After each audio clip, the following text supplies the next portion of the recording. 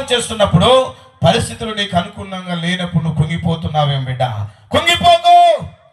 నా దేవుడు నీ కన్నీరు చూస్తున్న దేవుడు. ఆయన నువ్వెంతో నమ్మకంగా దేవుని సన్నిధిలో అనేక దినముల నుంచి దివారాత్రులు ఏడుస్తూ కన్నీరు కారుస్తూ ఉపవాసం ఉండి ప్రార్థన చేస్తున్నావేమో, ఆ ప్రార్థనకు జవాబు రాకపోతే నువ్వు ఏడ్చొద్దు.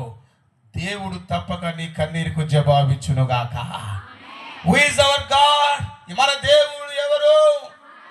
My God is my helper. నా దేవుడు నాకు సహాయం చేసే దేవుడు.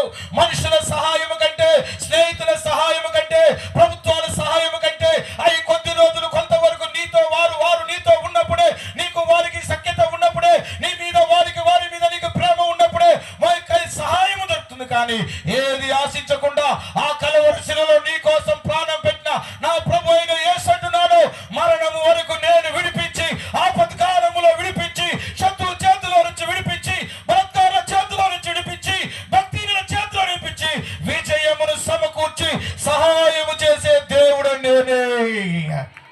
కొట్టాల చెప్పండి, ఏం చేయాలో అర్థం కాలేదు. హల్లెలూయా. నా దేవుడు సహాయం చేస్తాడు. ఇప్పుడు చెప్పు.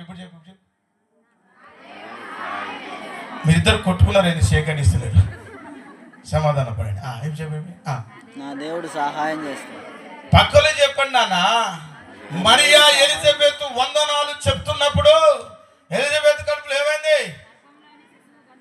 ఇవన్నీ తెలిసినా ఎందుకు చెప్పాలి, ఈయన సంగతి ఏందో చూద్దాం అన్నట్టు మీరు చేస్తున్నారు. అలా ఉండదు. ఇప్పుడు చెప్పా, ఎక్కడికి చెప్పు.